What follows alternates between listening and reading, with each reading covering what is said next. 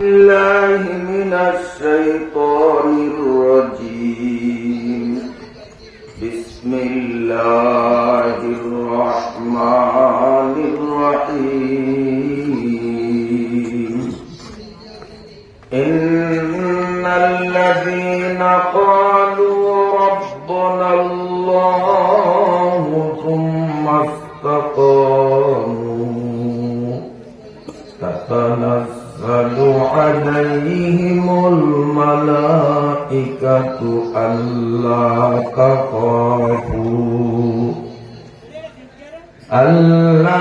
تخافوا ولا تحزنوا وأبشروا بالجنة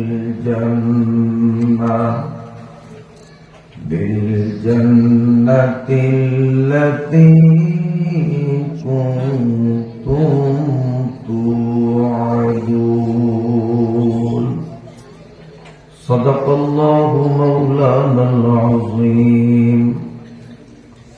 বৃহত্তর দ্বীপ জেলার অন্তর্গত বোরহানউদ্দিন থানাধীন দরুন বাজার উত্তর মাতা হাফিজীয় নুরানি মাদ্রাসার উদ্যোগে 2 দিন ব্যাপী আয়োজিত পঞ্চম বার্ষিক ওয়াজ ও দোয়া মাহফিলের আজ শেষ দিনের সমাপনী পর্বের সম্মানিত সভাপতি মহতারাম উলামা হযরত, সম্মানিত মুরব্বীগণ, অদূর সুদূর থেকে আগত সর্বস্তরের সম্মানিত সুধী মণ্ডলী, দিনী ভাইয়েরা, মাইকের আওয়াজ যতটুকুন জায়গায় পৌঁছায় ততটুকুন এলাকার পর্দানিসীন সম্মানিতা আমার মায়েরা, বোনেরা ও মেয়েরা, আমি আপনাদের সামনে পবিত্র কোরআনুল কারীম থেকে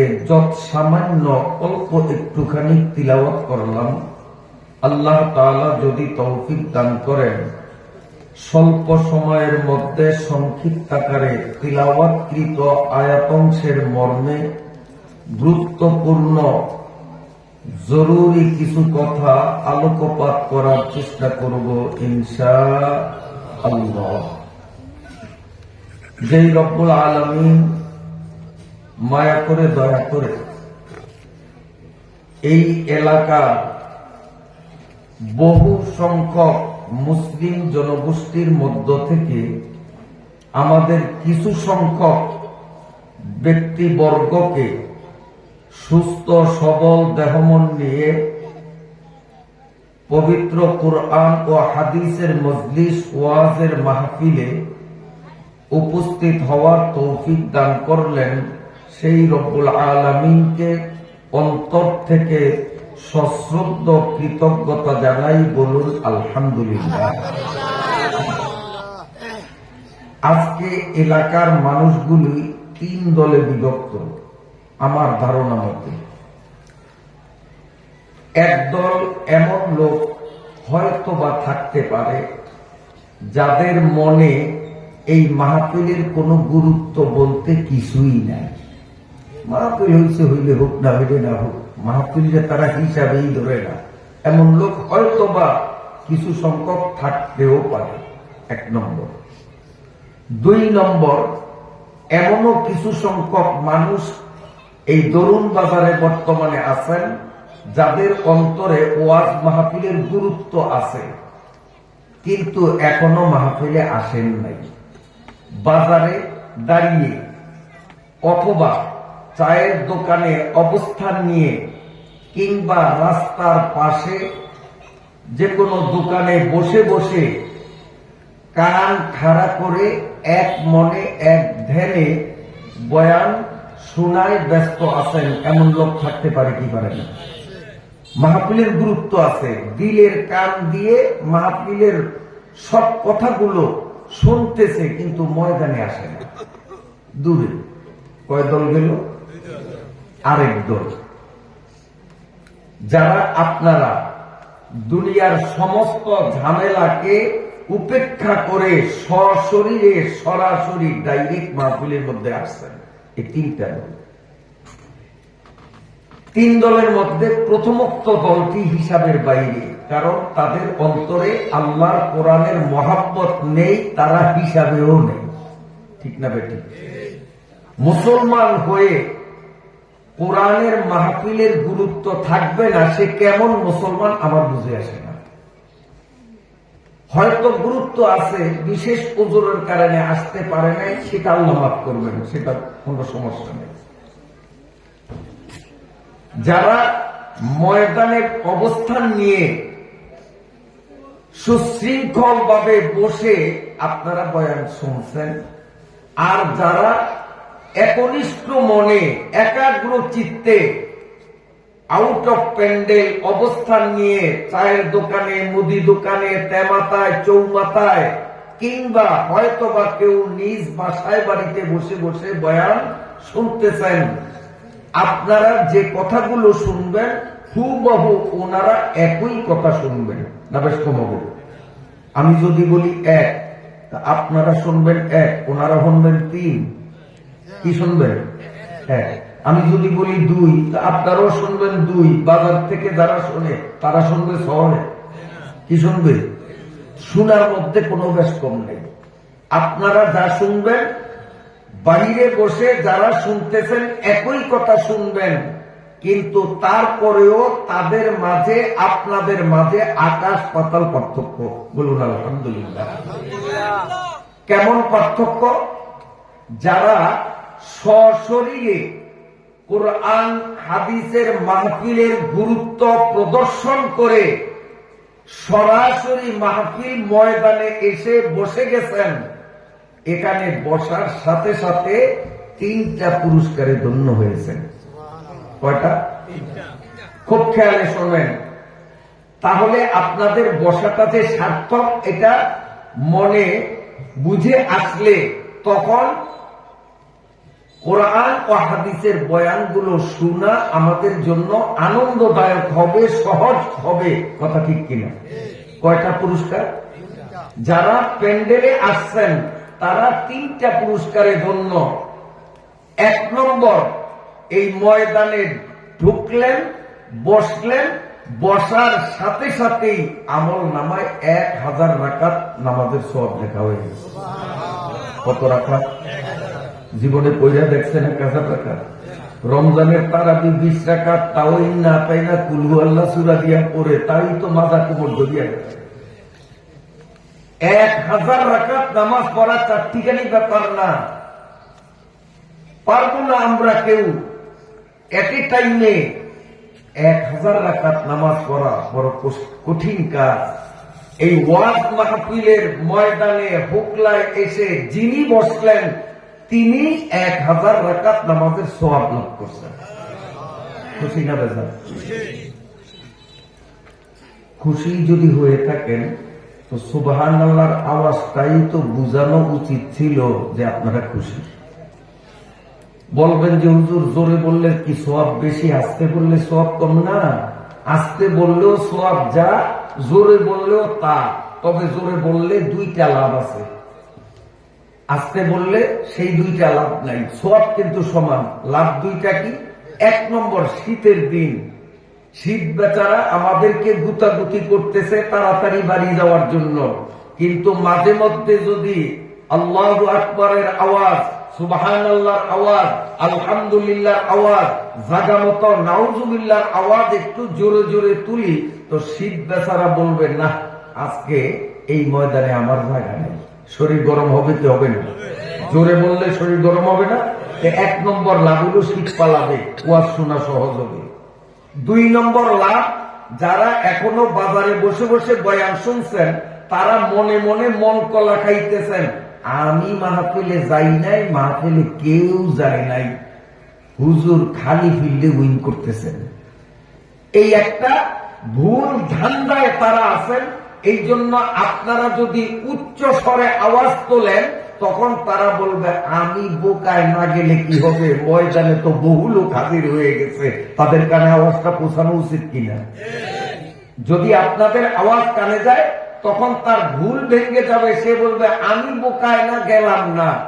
বহুত বুদ্ধিমানরা গিয়েছে, তো আমার আর বোকাদের দলে থাকার দরকার নাই। আল্লাহর ফজলে আপনাদের আওয়াজে প্রভাবিত হয়ে আল্লাহর রহমত যদি শামিলে হাল হয়, অল্পক্ষণের মধ্যেই দেখবেন এই প্যান্ডেলে লোক ধরবে না ইনশাআল্লাহ। জোরে বলুন সুবহানাল্লাহ। এই বাজারের মাছও তো যায় না, দক্ষিণ মাতাজার দূরের কথা। আমি তো বলছি আওয়াজ বাজারে পৌঁছাইতে হবে, কারণ আওয়াজ পৌঁছলেই তারা ভাববে যে আমি না গেলে কি হবে, লোক তো বহু গেছে, আমি না কপাল করে গেলাম না, তারপরে না আসবে।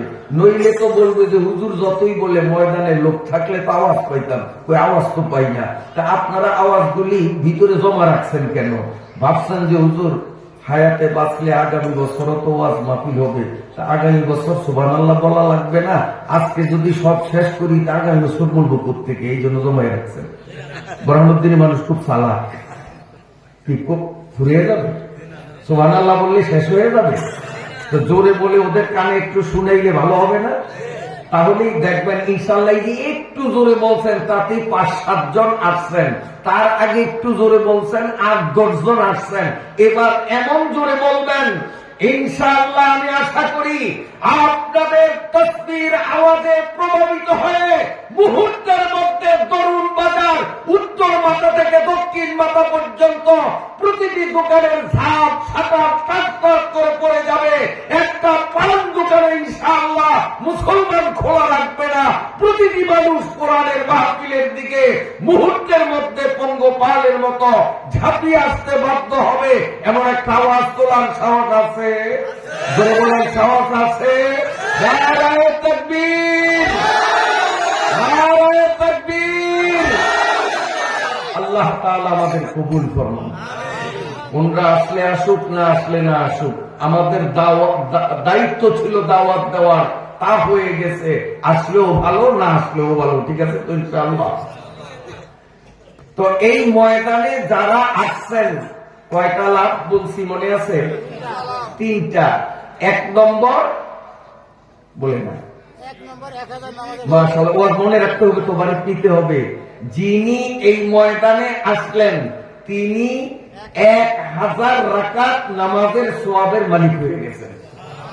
আর যিনি বাজারে বসে বসে বয়ান শোনেন, প্যান্ডেলের সীমানার বাহিরে যত আগ্রহ করা মন নিয়ে শুনুক, বয়ান শুনিয়া চোখের পানি দরদর করিয়া এই সারুকটা কেন 1 রাকাত নামাজের সওয়াব তার আমলনামায় আসবে, এমন কোন প্রমাণ পৃথিবীর কোন কিতাবে নেই।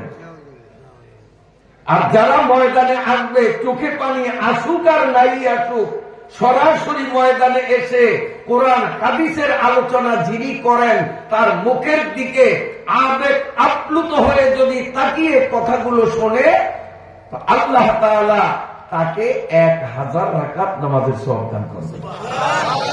1 নম্বর। 2 নম্বর, উহুদ পাহাড় হাজী সাহেবরা দেখছেন, এখানে হাজী সাহেব আছেন না, 2-4 জন আছেন না, আপনারা দেখছেন। যারা হজে যান নাই, আমি দোয়া করি এই মাহফিলের বরকতে আল্লাহ তাআলা আপনাদেরকেও আর না হয় অন্তত জীবনে একবারের জন্য হইল যেন 5 জায়গায় যাওয়ার তৌফিক দান করেন। আল্লাহ যদি কবুল করেন, ফকিরা বেটাও মক্কা মদিনায় যায়। আর আল্লাহ যদি কবুল না করেন, কোটিপতি শিল্পপতি হইয়াও বিনা হজে কবরে যায়। হাজারো প্রমাণ আমাদের সামনে বিদ্যমান। এজন্য আল্লাহর কাছে দোয়া করতে হবে। যদি আল্লাহর কাছে দোয়া কবুল হয়ে যায়, ভিক্ষুকের জন্য যে কোনো উপায়ে মক্কা শরীফ যাওয়ার পথ খুলিয়া যাবে। আমি আবারও দোয়া করছি, আজকের এই মাহফিলের বরকতে আল্লাহ তাআলা অত্র এলাকার প্রতিটি মুসলমানকে আর না হয় অন্তত একবারের জন্য হলেও মক্কা মদিনা শরীফে যাওয়ার তৌফিক দান করুন। আমরা নিজ চোখে দেখেছি উহুদ পাহাড়, আপনারা দেখেন নাই, যারা হজে যান নাই নাম শুনছেন। উহুদ পাহাড় নাম শোনেন নাই? উহুদ পাহাড় নাম শোনেন নাই? এই পাহাড়টা আমি নিজে দেখছি। এদিক তাকান, এই পাহাড়টা এইভাবে লম্বা, লম্বায় কত তা কে জানে।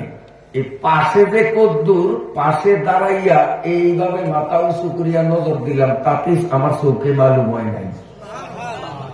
তাইলে লম্বা তার চেয়ে কম না বেশি? এই বিশাল একটা পাহাড়, মাত্র একটা পাথর আল্লাহ বসায় রাখছেন, একটা পাথরই একটা পাহাড়। আবার আল্লাহর শক্তি কম না বেশি? এত বড় পাথর যে আল্লাহ বসায়া এক পাথরে একটা পাহাড় বানাইতে পারেন, সে আল্লাহ বড় না ছোট?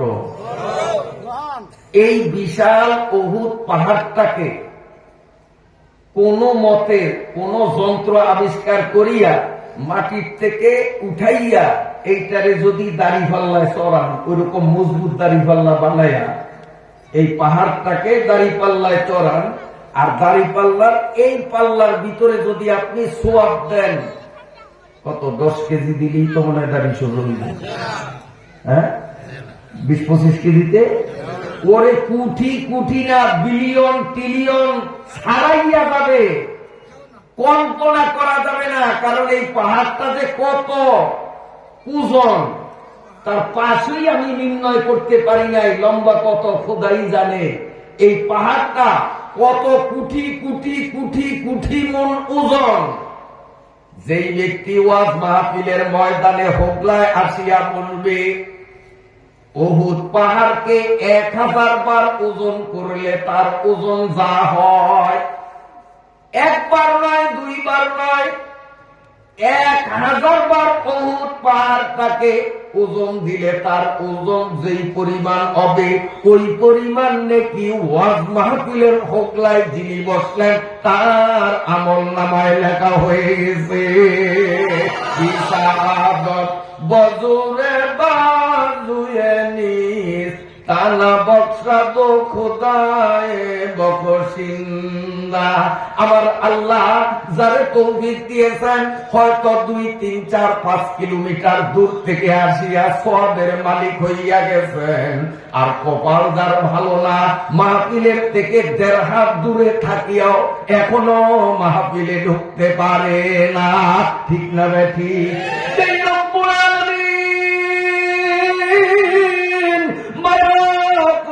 দয়া করিয়া এত সহজলব্ধ অসংখ্য সোয়াব কামাই করার মজলিসে আমাকে আপনাকে বসাইলেন। একটু জোরে সরে ভিতরের সমস্ত আওয়াজগুলো ছেড়ে দিয়ে উচ্চ স্বরে মালিকের শুকরিয়া আদায় করছি, আলহামদুলিল্লাহ।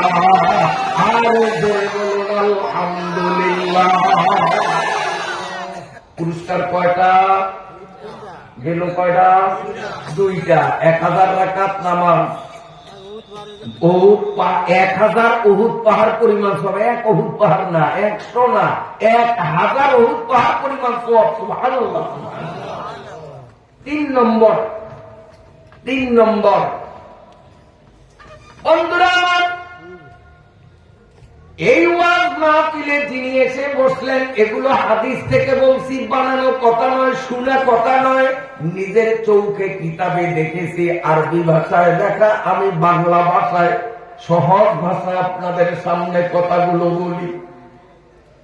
এই ওয়াজ মাহফিলে আল্লাহ পাকের যে সমস্ত ভাগ্যবান বান্দাগণ এসে বসতে সক্ষম হলেন, প্রত্যেকের আমল নামায় রেজিস্ট্রি এবং দলিল, পর্চা, খতিয়ান, দাগ নম্বর সব হইয়া গেছে। জান্নাতের 1000 বিল্ডিং আপনাদের জন্য রেজিস্ট্রি হয়ে গেছে। খালি মরলেই হইল, মরবো আর সেই জান্নাতে সুখ সামগ্রী উপভোগ করব। 1টা আর 2টা না, জান্নাতের 1000 বিল্ডিং এর মালিক হয়ে গেছেন যিনি ময়দানে বসলেন। আর যিনি ময়দানের বাইরে বসে যত আবেগ আপ্লুত হয়ে বয়ান শুনুক, যত আগ্রহ করা মন নিয়ে বয়ান শুনুক, ময়দানের বাইরে থাকার কারণে বিল্ডিং তো দূরের কথা, ইটের একটা কোণার মালিক হবে এমন কোন প্রমাণ আমি পাই নাই। বন্ধুরা আমার, তাহলে এই ময়দানে এসে আমরা ঠকলাম না জিতলাম? আমরা ঠকলাম না জিতলাম? এই জন্য তরুণ বাজারের অমুসলিম হিন্দুদের নয়, মুসলমান ব্যবসায়ী বৃন্দদের পায়ে হাত রেখে আল্লাহর কোরআন নবীজির হাদিসের পক্ষ থেকে আমি সবিনয় অনুরোধ করব, আজীবন দোকানদারি করেছেন, আগামীতে করবেন, অন্তত আজকে মাহফিলের শেষ দিনে কোরআন হাদিসের সম্মানার্থে নিজ দায়িত্বে নিজ নিজ দোকানগুলো বন্ধ করুন, নিজে মাহফিলে আসুন, অন্যদেরকে আসার সুযোগ করে দিন। আল্লাহ পুরা বাজারকে কবুল করেন, চিল্লায় বলুন আমিন। তো আমরা এই ময়দানে এসে ঠকলাম না জিতলাম? আরো অনেক লাভ আছে, তা এখন বলবো না। তাহলে ওয়াজ কতক্ষণে করব? মোটামুটি একটু লাভের কথা বললাম। এখন আমাদের মনে যে একটা সংশয় ছিল, আসলাম কি থাকবো না জানবো, এখন এই ফজিলতগুলি শোনার পরে আমাদের মনটা একটু প্রস্তুত হয়েছে না? ওয়াযাক্কির ফাইন্না যিকরা তানফাউল মুমিনিন। আল্লাহ বলেন কুরআন হাদিসের কথা মুমিনের সামনে বলা হইলে মুমিনের ব্যাটারি চার্জ হইয়া যায়। সুবহানাল্লাহ, সুবহানাল্লাহ, সুবহানাল্লাহ, সুবহানাল্লাহ। আমার ভাইরা বাবাজিরা, এশার নামাজের পূর্বে আপনাদের এলাকার যোগ্য সন্তান মাওলানা শিহাবুদ্দিন সাহেব দীর্ঘ সময় ওয়াজ করছেন। যারা কখন ছিলেন তারা শুনেছেন। আমি আপনাদের এখানে এসে যখন পৌঁছলাম, আমার গাড়ি যখন গেটের সামনে এসে ব্রেক করলো, তখন আমি নিজ কানে শুনছি মাওলানা শিহাবুদ্দিন হুজুর তার ওয়াজের মধ্যে বলেছিলেন, এক শ্রেণীর মানুষ এরা চতুষ্পদ জানোয়ারের থেকেও নিকৃষ্ট। যারা তখন ছিলেন বলেন এই কথা হুজুর বলছেন কিনা? বলছেন না? আমি নিজে শুনছি। অথচ আল্লাহ পাকের যত মাখলুক, যত সৃষ্টি, সমস্ত সৃষ্টির মধ্যে শ্রেষ্ঠত্বের মর্যাদায় সমাসীন করে, বহুগুণে সম্মানিত করে একক জাতি মানুষকে আল্লাহ আশরাফুল মাখলুকাত উপাধিতে ভূষিত করে সবচেয়ে দামি, সবচেয়ে সম্মানী, আল্লাহ পাকের কাছে সবচেয়ে প্রিয় একমাত্র মানুষকেই আল্লাহ বানাইলেন। এই আশরাফুল মাখলুকাত সৃষ্টির সেরা মানুষগুলোর মধ্যে একদল মানুষ চতুষ্পদ জন্তু, গরু, ছাগল, কুত্তা, বিড়াল, শুয়োর, এই ধরনের ইতর প্রাণীগুলোর চেয়েও নিকৃষ্ট। কথাগুলো কিন্তু শিহাবুদ্দিন হুজুরের কথা না, কথা কিন্তু পবিত্র কুরআনুল কারীমের কথা।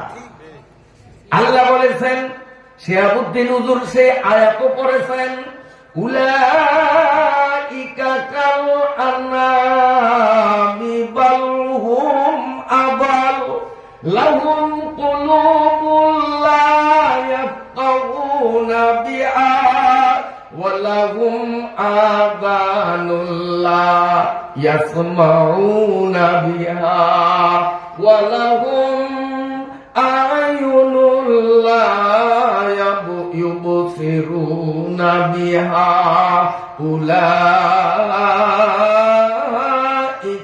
কাল আনআম বাল হুম আযাল। কোরআন শরীফের আয়াত।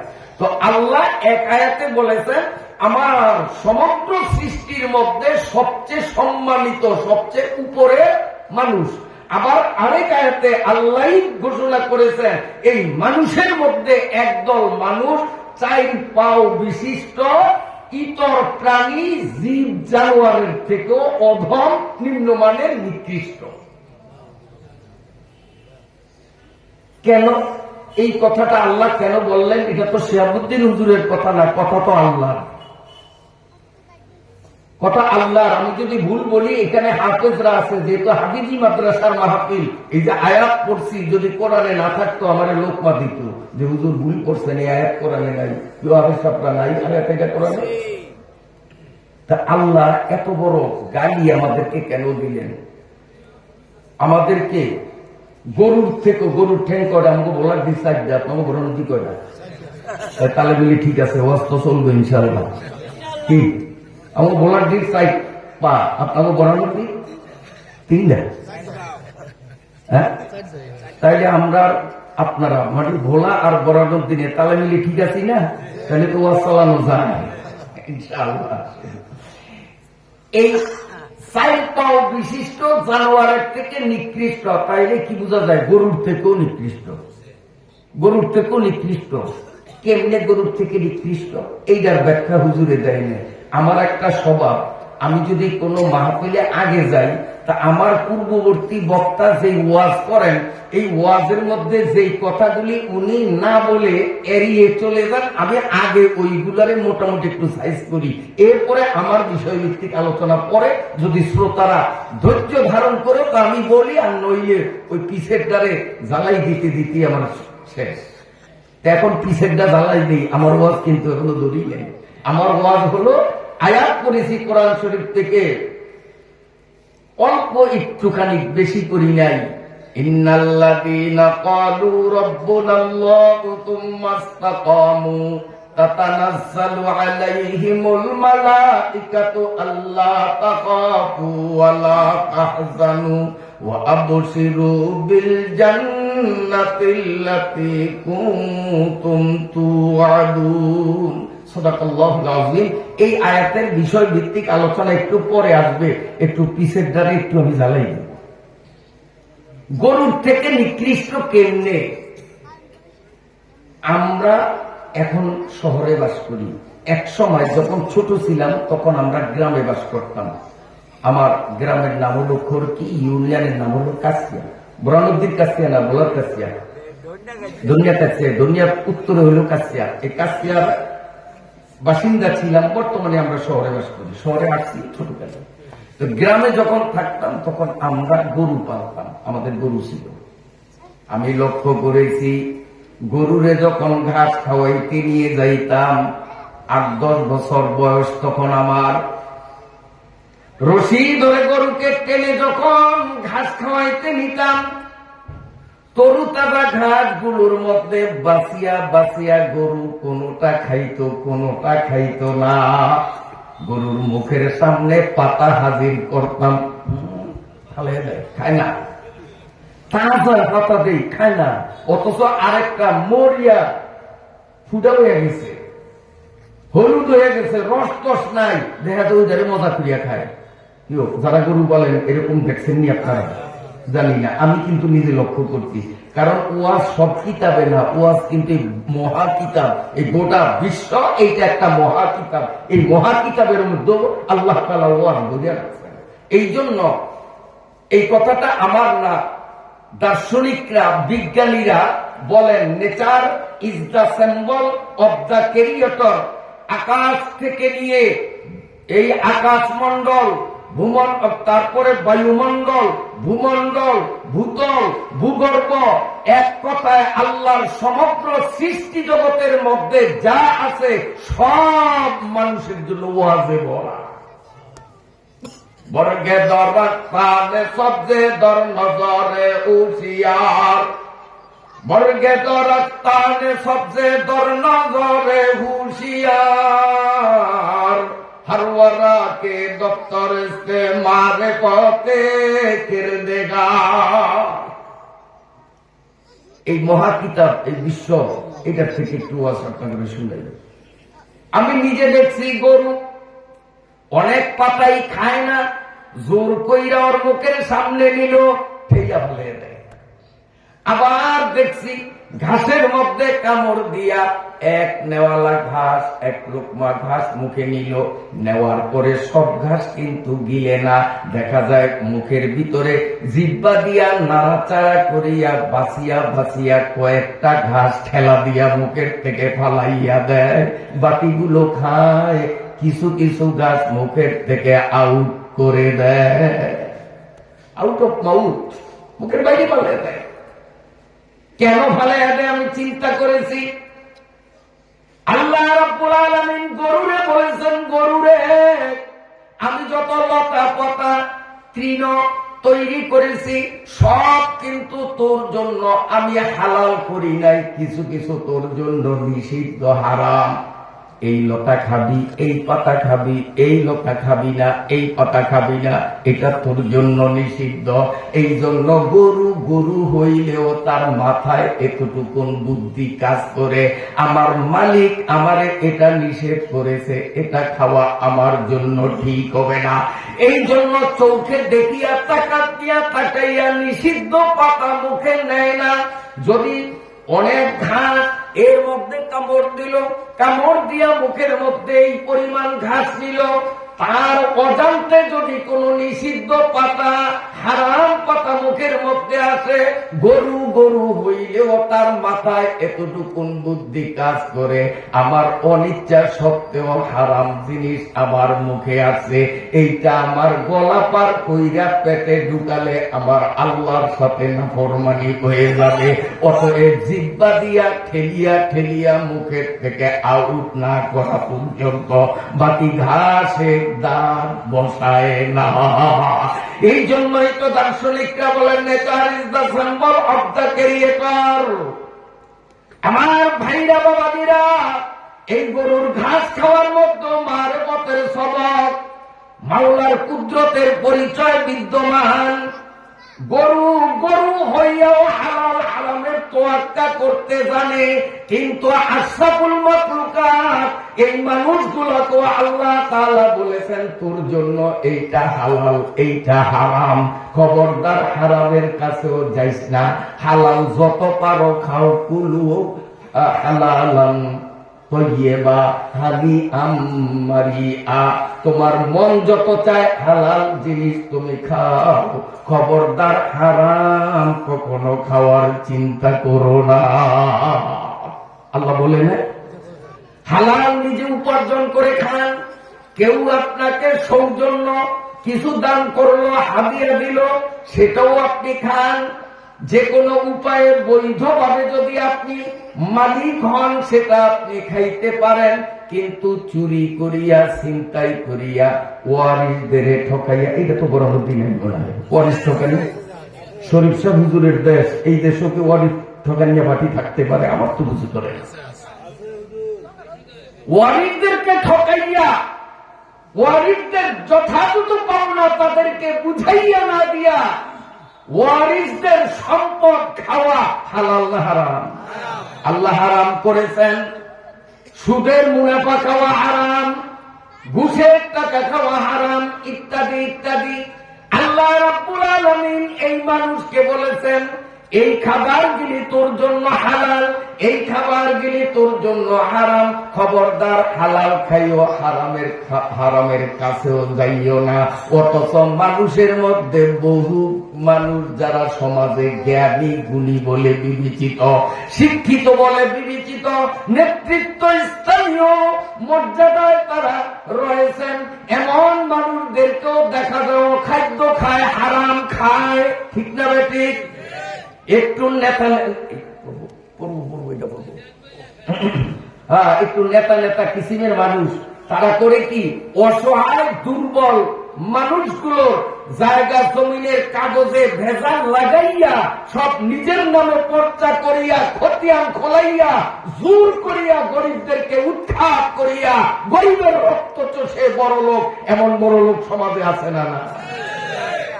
ঘরে সে কামরা পাকে দাড়ি আজ আরাম, ঘরে সে কামরা পাকে দাড়ি আজ আরাম, মর্দে ইমানদার বাসি ওয়াসসালাম। হারামখোর কোনদিন ইমানদার হইতে পারে না। ইমানদার হইতে হলে হালাল খাওয়া বাধ্যতামূলক। হারাম জিনিস খাইলে তার ইবাদত কবুল হবে না। 10 টাকা দিয়ে একটা কাপড় কিনলাম, 9 টাকাই আমার হালাল, মাত্র 1 টাকা হারাম, 9 টাকা হালাল। টাকা হারাম, এই 10 টাকায় একটা কাপড় কিনলাম, এই কাপড় পরিয়া সুবহানাল্লাহর জিকির করলাম, ভ্যালুলেস, এর কোনো মূল্য নাই। এই কাপড় পরিহিত অবস্থায় খানায় কাবায় মক্কা শরীফে গিয়া যদি নামাজ পড়ি, ওই নামাজেরও 1 পয়সার মূল্য নাই, আল্লাহর কাছে কবুল হবে না। আর হালাল টাকায় কেনা সিরা ফাটা কম দামা কাপড় পরিয়া মক্কা মদিনায় না, বিলের আইলে দাঁড়াইয়া নামাজ পড়লেও ইনশাআল্লাহ ওই নামাজ আল্লাহর কাছে কবুল। গরসি কামরা পাকদারি আযারাম, গরসি কামরা পাকদারি আযারাম, মর্দে ইমানদার বাসি ওয়াসসালাম। কষ্ট হয়নি আপনাদের? তাহলে গরুর মাথায় বুদ্ধি আছে, এতটুকুন বুদ্ধিও এক জাতীয় মানুষের মাথায় নাই। আপনারাই বলেন এই মানুষগুলো গরুর থেকে ভালো না খারাপ? আল্লাহ, আমাদের ভোলায় কুত্তা আছে, এই কুত্তাগুলোর দিকেও আমি লক্ষ্য করছি, দেখি যে হইল ওয়াজ। ওয়াফি কুল্লি শাইইন লাহু আয়াতুন, ওয়াফি কুল্লি শাইইন লাহু আয়াতুন তাদুল্লু আলা আন্নাহু ওয়াহিদুন। এই বিশ্ব ব্রহ্মাণ্ডের যে কোনো দিক আমরা তাকাই, যদি ভাবুকের মন নিয়া গভীর দৃষ্টি দিয়া এই বিশ্ব জগতের যে কোনো জিনিসের দিকেই দৃষ্টি দেই না কেন, আল্লাহ পাকের কুদরতের পরিচয় আমাদের সামনে ফুটে উঠবে। কুকুরের দিকে আমি নিজে লক্ষ্য করলাম, আপনারাও যদি লক্ষ্য করিয়া থাকেন জবাব দিবেন, নইলে আগামীকালকে সকালবেলা লক্ষ্য করবেন। আমাদের ভোলার কুকুরগুলোরে দেখছি, ওরা পেশাব সাধারণত উঁচা কোনো জিনিস না পাইতে করে না, সাতটা সুপে রাখে। উঁচা জিনিস, একটা গাছ, একটা ওয়াল, উঁচা জিনিস পাইলেই বসে করে না দাঁড়ায়। আমি বলার কি কিন্তু দাঁড়ায়, হ্যাঁ, ঠ্যাংসকে মুরব্বী করছেন সুন্দর, ঠ্যাং একটারে জাগাইয়া দাঁড়াইয়া পেশাব করে, ঠিক আছে, পায়খানা করে পাছাটারে নিচের দিকে দিয়া পায়খানা করে। এই কুত্তাগুলো যখন মুতে, এই কুত্তাগুলো যখন হাগে, তার সামনে যত মজার খাবার থাকুক কুত্তা কিন্তু খায় না। কারণ কুত্তা কুত্তা হইলে কি হবে, তার মাথায় এতটুকুন বুদ্ধি কাজ করে, আমি কুত্তা হলে কি হবে, আমি তো এখন মুক্তে আছি, আমি তো এখন পায়খানা করতেছি, হাগার সময় মুতার সময় খাওয়াটা উচিত না। কুত্তার বোঝে, এই জন্য জীবনে কোনোদিন কুত্তা মুতার সময় খায় না, কুত্তা হাগার সময় খায় না। কুত্তা যখন খায় ওই সময় যদি তার পেশাব পায়খানার চাপ পড়ে, আমার ভাইরা বাবাজিরা তখন খাওয়া বন্ধ করিয়া পেশাব পায়খানা আগে সারে তারপরে খায়। একসাথে খাওয়া আর মলমূত্র ত্যাগ করা কুত্তার জীবনে কোনোদিন ঘটে নাই। বাস্তব না অবাস্তব? কুত্তা হাগামুতার সময় খায় না, খাওয়ার সময় হাগামুতা করে না। অথচ মানুষের মধ্যে এমন এক শ্রেণীর মানুষ আছে, এরা একটা ছোট্ট রুমের মধ্যে বসিয়া একই টাইমে হাগে মুতে এবং খায়, এক অবস্থায় কাম কিন্তু 3টা করে। ঠিক পেয়েছেন নাকি? খায় ঠিক পান নাই? আমার আর ভাঙ্গা লাগবে খাবার গেছেন তো? কুত্তার মাথায় জ্ঞান আছে, হাগামুতার সময় খাওয়া ঠিক না, খাওয়ার সময় হাগামুতা ঠিক না। আর তুই মানুষ হইয়া এই বুদ্ধি তোর মাথায় জায়গা দিতে পারলি না, তুই হাগামুতার সময় খাস, খাওয়ার সময় হাগামুতা কর, তুই তো কুত্তার চেয়েও নিকৃষ্ট। আমার আল্লাহ উলাইকা কাল আনআম বাল হুম আদাল খালি খালি বলেন নয়, বাস্তবতার নিরিখেই বলছে।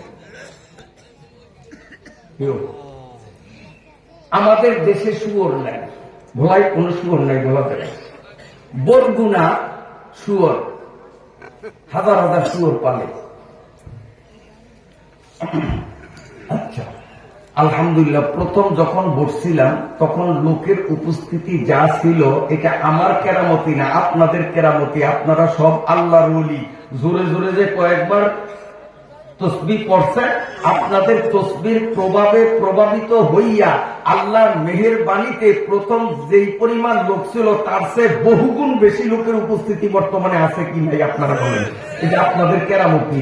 তা আপনারাই জোরে জোরে বলিয়া যখন লোকদেরকে আনলেন, তো ওনাদেরকে না বসাইলে, ওনাদেরকে বসার সুযোগ না দিলে এটা আপনাদের জন্য ঠিক কাম হবে? আনছেন আপনারা, কাজে ওনাদেরকে বসার সুযোগ আপনারাই দিতে হবে। একটু সামনের দিকে আগাইয়া আসান, জিকির করেন লা ইলাহা ইল্লাল্লাহ, মুখে জিকির করেন আর শরীর সামনে আগান লা ইলাহা ইল্লাল্লাহ। ওই কয়েকজনে আশেপাশে চায়, মানে নিজে লড়বো না, কারণ গরম জায়গাটা ছাড়তে মায়া লাগে। আমি কসম করিয়া কোরআন হাতে নিয়ে কিরা করিয়া বললাম, আপনি গরম জায়গা ছাড়েন, এই ঠান্ডা জায়গায় বসেন, 5 মিনিট পরে আপনার নতুন জায়গাটা যদি গরম না হয়, তা আপনার জুতা আমার গাল গরম হইব না হইব? তো কিসের ভয়, এখনো জায়গা ছাড়ে না। আর গরম হইব তো আমি গ্যারান্টি দিলাম, নইলে আমার গাল আছে, আপনাকে জুতা গরম জায়গা ছাড়ে না। আরে এইটাও গরম হবে, গরম হবে, একটু আশা দেখেন, হয় না? না হয় না, ওইলে ময়দা চাইলে চলে যায়। আপনার দাঁড়িয়েছেন কি আমার ধরবেন কি? দাঁড়িয়ে তো আমার ডর করে, এটা ওয়াজ বন্ধ হয়ে দিব, এটা আমার ডর করে যে খারাইছে আমার মনে হয় ধরবো। তো বলেন না, এই জায়গা করলাম আপনাদের জন্য, এরপর আপনার বসবেন না, ফাঁকে আবার লোকজন এসে বসবে, ওই আপনাকে যেই কপাল সেই বার্তা দাঁড়িয়েই থাকা লাগবে। সুযোগ করছি, সুযোগ কামে না পাইতে লাগাইয়ে না। এর জন্য আমরা দায়ী না, আপনারা দায়ী। বিরক্ত হয়েছেন নি আপনারা? বিরক্ত হয়েছেন নি? 1400 বছর আগে আল্লাহ কোরআন নাযিল করেছেন, তখন মুসলমানের সংখ্যা ছিল কম। বর্তমানে মুসলমানের সংখ্যা সেই অনুপাতে অনেক অনেক অনেক অনেক গুণ বেশি না? সে আমলে নবীজি ওয়াজ করতেন 5-7 জন মানুষ থাকতো, কারণ মুসলমানই আছেন কম, সব আছে কাফের। এখন তো আল্লাহর মধ্যে আমাদের বাংলাদেশ মুসলিম প্রধান দেশ, এদেশে মুসলিম বেশি, অমুসলিম কম। এক এক ওয়াজ মাহফিলে ময়দানে লোক জায়গা দেওয়া যায় না, চরমনাই, তারপরে টঙ্গী, লক্ষ লক্ষ লোক জমায়েত হয়। আল্লাহ কোরআন যখন নাযিল করছে, তখন ওয়াজ মাহফিলের লোক কম থাকলেও এই 2025 সালে যে ওয়াজ মাহফিলের লোক বেশি হবে, এটা আমার আল্লাহ জানতো কি জানতো না? জানতো না। এই জন্য 1500 বছর আগে এই কোরআন শরীফে আল্লাহ ঘোষণা করছেন, তাফাসসাহু ফিল মাজালিস ইয়াফসাহিল্লাহু লাকুম। আল্লাহ বলছেন এমন একদিন আসবে যেদিন ওয়াজ মাহফিলের শ্রোতার সংখ্যা এত বেশি হবে, আগে যারা আসবে জায়গা দখল করবে, পরবর্তী ওয়ালারা জায়গা পাবে না। কাজে আগে যারা আসবা, তোমরা যদি একটু নড়াচড়া করিয়া, চাপাচাপি করিয়া পরবর্তীতে আগমনকারীদেরকে বসার জায়গা করিয়া দাও, আমি আল্লাহ ওয়াদা দিলাম বেহেশতের মধ্যে তোমাকে বিশাল বিশাল জায়গার মালিক বানিয়ে দেব। আল্লাহ আরবিতে বলছেন, আমি বাংলায় বললাম, আরবিটাও শুনেছি, বাংলাও বলিয়া দিলাম। তা আমি যে আপনাদের যে একটু জায়গার থেকে লাড়িয়া সামনে আনলাম, ঠকাইলাম না জিতাইলাম? বেহেশতের মধ্যে অসংখ্য একর জমিনের মালিক হওয়ার সুযোগ করিয়া দিলাম। বলেন আলহামদুলিল্লাহ। ক্ষতি করি নাই, আমরা এখানে আসছি লাভের জন্য। লাভ কিভাবে হবে সেইটাই আমরা হাতে নিব ইনশাআল্লাহ। এই শুয়োর আমি নিজে দেখছি বরগুনা। এই বরগুনাতে একজন মাত্র মানুষ, একজন মানুষ কয়েকশো শুয়োর পালে।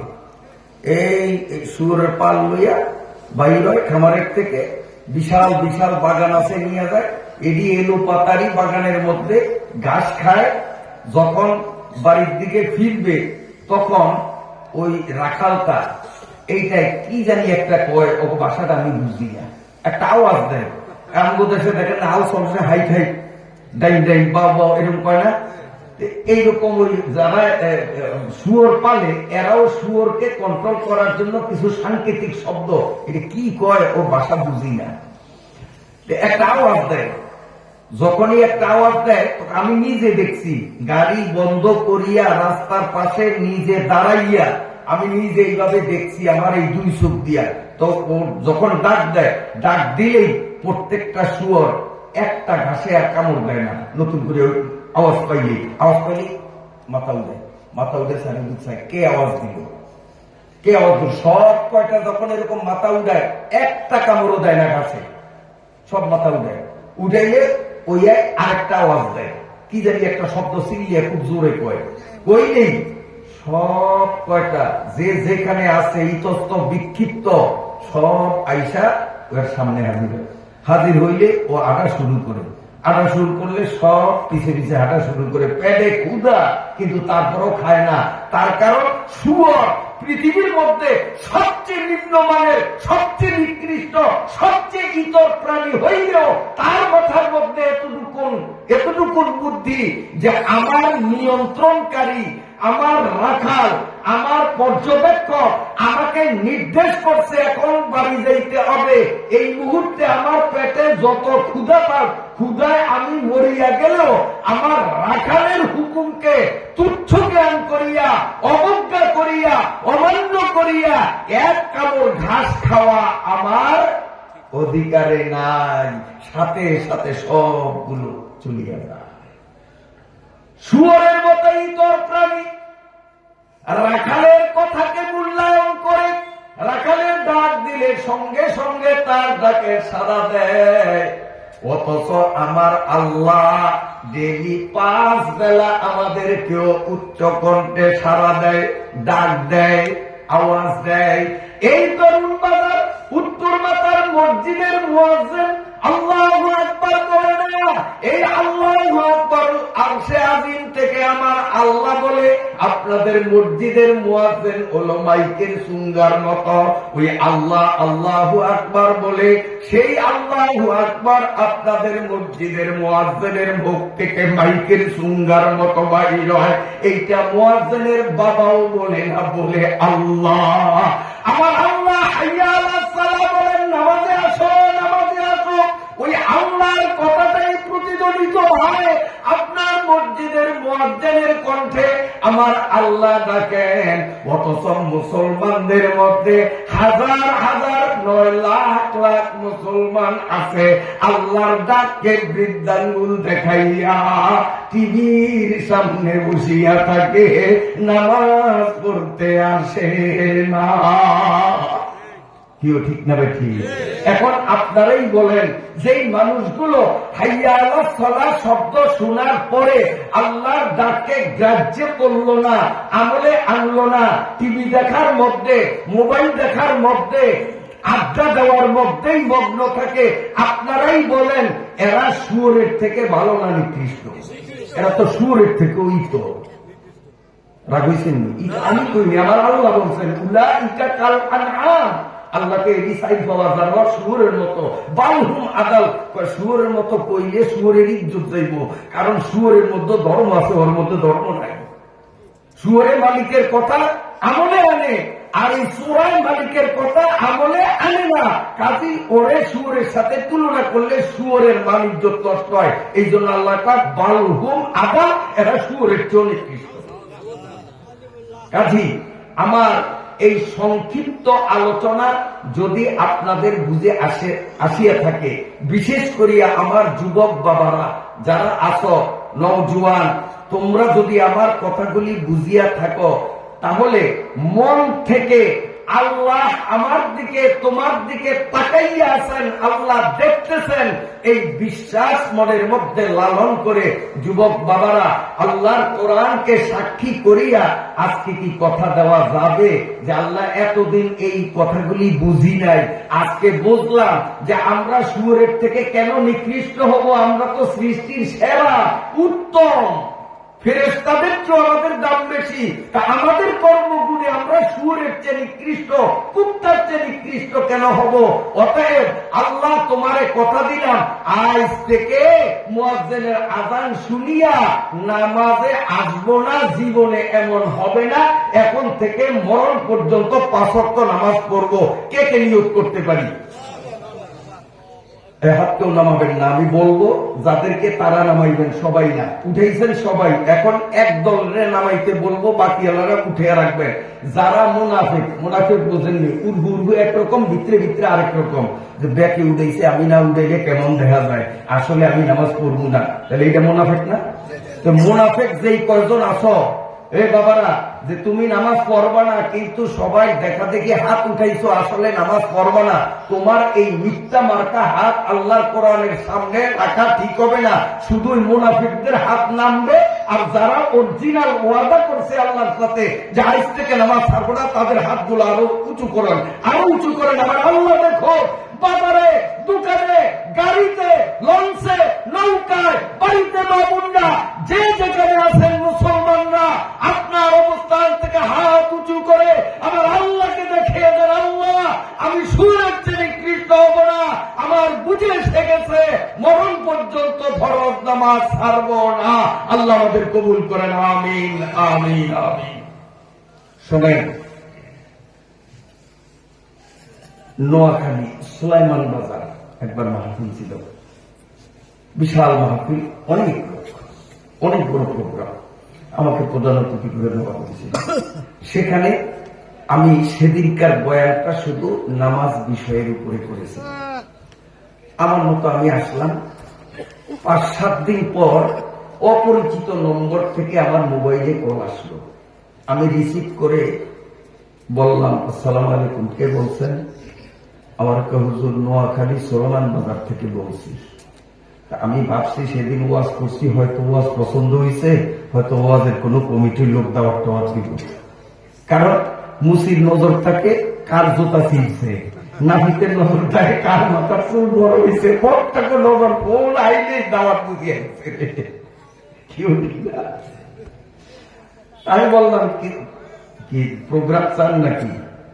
না হুজুর, প্রোগ্রামের জন্য কল দেই নাই, টাকার জন্য কল দিছি, টাকাগুলো কবে দিবেন, তাড়াতাড়ি টাকা বিকাশ করে পাঠান। আমি বললাম, ভাই আপনি রং নম্বরে কল দিচ্ছেন, আমার আপনি নবীগুলি হুজুর না? আমি বললাম হ্যাঁ। তো আমি রং নম্বরে দিলাম, কই আপনার নম্বর তো আমি জানিয়া শুনিয়েই আপনার কাছে কল দিছি, টাকা কত করে দিবেন মিয়া, তাড়াতাড়ি কল, টাকা পাঠান। আমি বললাম, ভাই আমি তো আপনার কথা টাকা মাথা পাইনি, আমি গেছি ওয়াজ করতে, রাত্রে ওয়াজ করে রাতারাতি, আমি বাংলাদেশের কোথাও থাকি না, আপনাদের দোয়ায় আলহামদুলিল্লাহ বাংলাদেশের এই প্রান্ত থেকে ওই প্রান্ত 64 জেলা আল্লাহ ঘুরায়। ছোট্ট মজমায়ও কথা বলি, আবার লক্ষ লক্ষ লোক সামনে নিয়েও কথা বলি, সর্বনাইমাটির কথা বলি আলহামদুলিল্লাহ। ওই সৌদি আরব আরফার ময়দানের লক্ষ জনতার সামনে, সেখানেও আল্লাহ ঘন্টার উপরে কথা বলা এই অদমকে তৌফিক দিয়েছেন। এইভাবে আলহামদুলিল্লাহ ছোট মজমাও বলি, বড় মজমা আল্লাহ যখন যেমন মিলায়। যেমন আজকে ছোট মজমা নিয়ে বুঝছি, এখন আলহামদুলিল্লাহ বড় মজমা হয়ে গেছে, বলেন আলহামদুলিল্লাহ। তো যাই হোক, আমি বললাম, ভাই আমি তো ওয়াজ করতে গেলাম, আর আমি কোথাও রাত্রে থাকি না, ওয়াজের পরে আমি চলে আসি, কারণ আমার গাড়ি নিজস্ব, বাংলাদেশে কোথাও থাকি না, চলে যাই। তারপরে আপনাদের ওখান থেকে ওয়াজ করে চলে আসলাম, কিসের টাকা চান? আমি কি আপনাকে ওর থেকে ধার খরচ নিয়েছি না ব্যবসা বাণিজ্য করছি? কিসের টাকা চান হুজুর? আপনি বোঝেন না কিসের টাকা? আমার মেজাজটা তখন কেমন, আমার তো ভিতরে ভিতরে গরম, হুজুর মানুষ গরম হইতে পারি না, কারণ হুজুর কত একটু দোষ বেশি, যত দোষ নন্দ দোষ।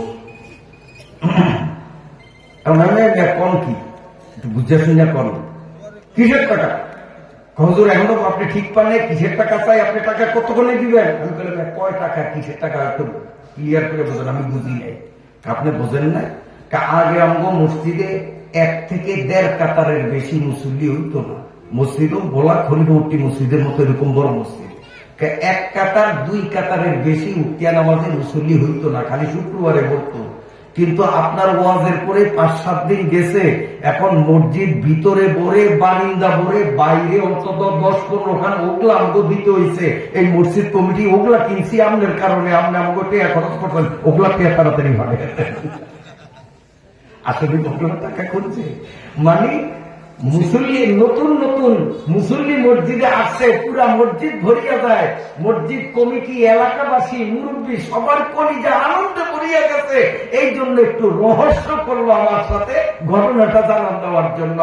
আমি আশা করি আজকের এই বয়ানের পরে ইনশাআল্লাহ তরুণ বাজার এলাকার প্রতিটি মসজিদে এই সুলেমান বাজারের মতো একটা ঐতিহাসিক খেলা জমাইয়া দিবা যুবক বাবারা, রাজি আসুনি? এই যুবকরা রাজি আসুনি? নারায়ে তাকবীর, নারায়ে তাকবীর। কথা বলছেন নি? ওই হুজুরের নাম জানি কি কইছিলাম? শিহাবুদ্দিন সাহেব। শিহাবুদ্দিন সাহেব এরপরে তার ওয়াজের মধ্যে বলছিলেন, হাদিসের এবারত পড়ছেন, পড়িয়া তিনি আপনাদের সামনে বাংলায় বুঝাইছেন, একদল মানুষ এলেম শিখিয়া, এলেম শিখার কারণে দুজখে যাবে। আগে যারা আসছেন বলেন, এই কথা বলেন হুজুরে, এলেম শিখিয়া, এই যে ওয়াজে আসছেন এখন এলেম শিখতেছেন না, কোরআনের কথা হাদিসের কথাগুলো আপনাদের সামনে বলতেছে, এইটাই তো এলেম। এলেম শিখে মানুষ কি জন্য? জান্নাতে যাওয়ার জন্য। কিন্তু শিহাবুদ্দিন হুজুর যে বলছেন একদল মানুষ এলেম শিখিয়াও দোজখে যাবে, বলছেন আজকে এসারাক দিয়ে বলছে। এবং উনি ওনার কথা বলেন নাই, উনি হাদিসের এবারত গুলো, ভাষাগুলো পড়ছেন।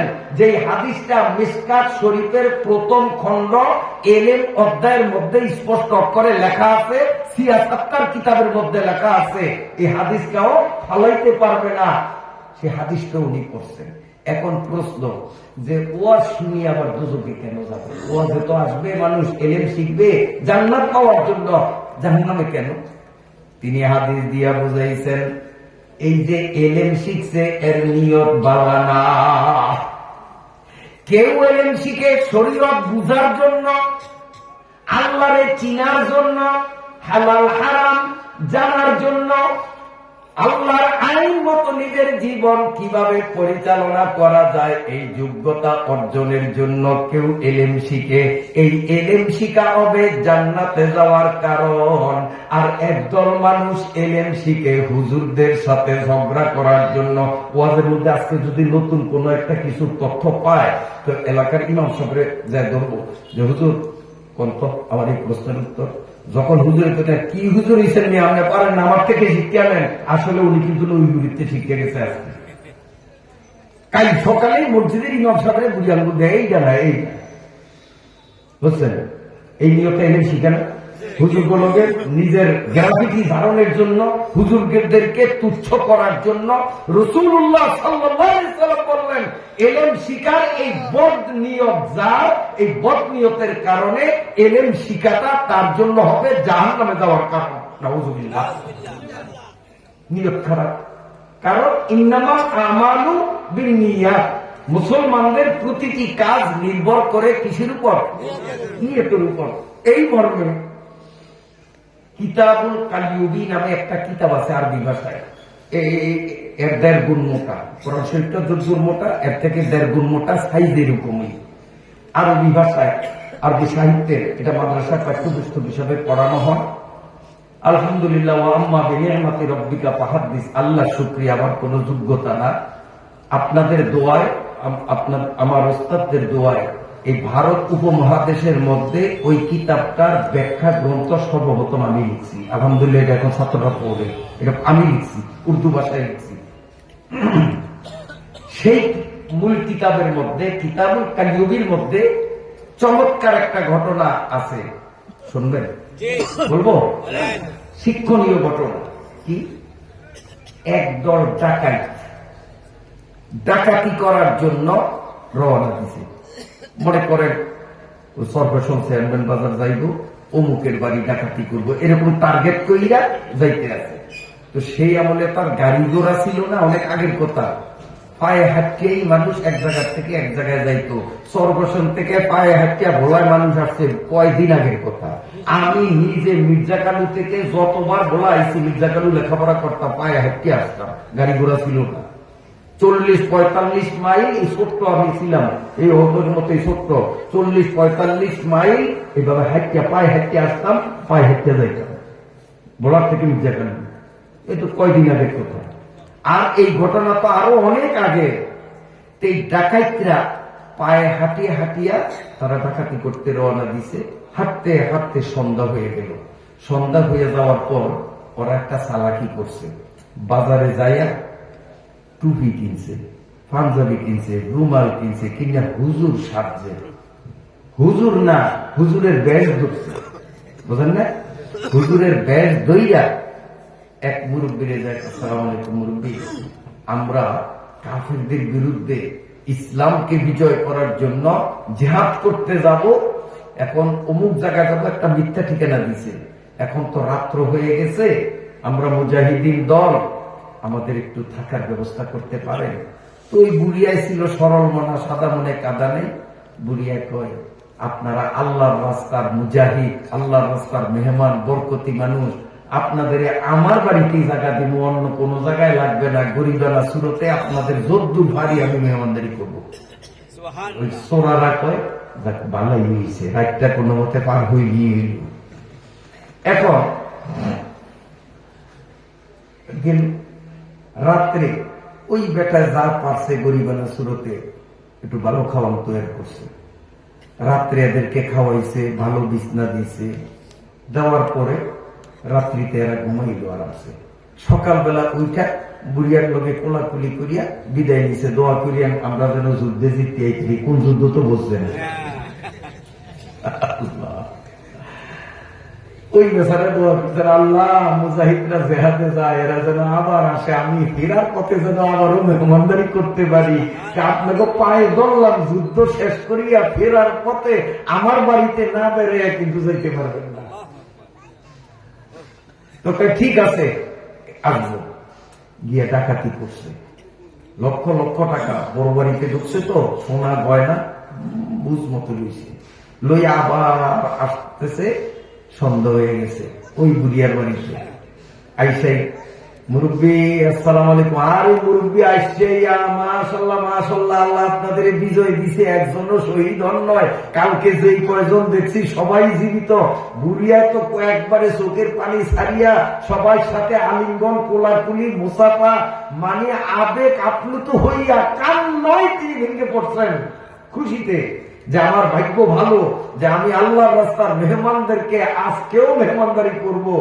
আজকেও মেহমানদারির ব্যবস্থা করছে। রাত্রে যখন খানা খাইবে তখন ওই বাড়িওয়ালার একটা পোলা ছিল, ওই ট্যাবলেট মার্কা এদ্দুর, এই পোলাটায় ঘর থেকে খাবারের জিনিসপত্র নিয়ে আসতেছে। তখন ডাকাইতের সর্দার মুখের দিকে চাইবে, সাহেব মুরব্বী, পোলা এইটা ওইটা না, কালকে দেখলাম যে লুজ লুজ, বোঝেন তো, পায়ে শক্তি নাই, দাঁড়াইতে পারে না, হাঁটতে পারে না, সবসময় বসেই থাকে, বিকলাঙ্গ, প্রতিবন্ধী। পোলাইটা সেটা না, কালকে দেখছি ও দাঁড়াইতে পারে না, আজকে দেখি বেশ টুনটুন করিয়া দৌড়াদৌড়ি করিয়া ভাতের পাত্র আনে, সালনের পাত্র আনে, বাজির পাত্র আনে, দৌড়ে এত দ্রুত অসুস্থ হইল। কোন হাসপাতাল চিকিৎসা করছেন, এই ঠিকানা তো আমরাও জানা থাকার দরকার।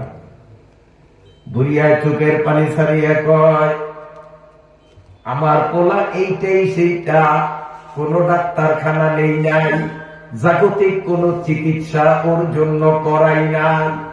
আপনারা জেহাদ করতে যাবেন, আপনারা গত রাত্রে আমার ঘরে খানা খাইয়া হাত ধুইছেন, কুলি করছেন, আপনাদের ঝুটা পানি, আইডা পানিগুলো যেই বালতির মধ্যে ফালাইছেন, আমি নিয়ত করিয়া আল্লাহরে বললাম, আল্লাহ তোমার রাস্তার মুজাহিদ, তোমার রাস্তার মেহমানদের আইডা পানি আমার পোলারে একটু খাওয়াইয়া দিব, এই আইডা পানি দিয়া ওর করে গোসল করাইয়া দিব।